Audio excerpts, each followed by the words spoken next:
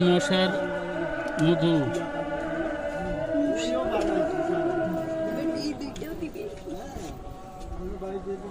তারপরে ও বাবা দেব, হ্যাঁ হ্যাঁ দেব। তারপরে এটি হচ্ছে ভেমরুলের মধু।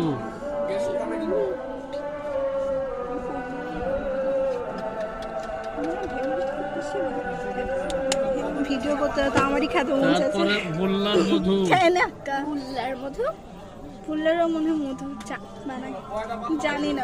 এই 5টা মুখে দেবেন।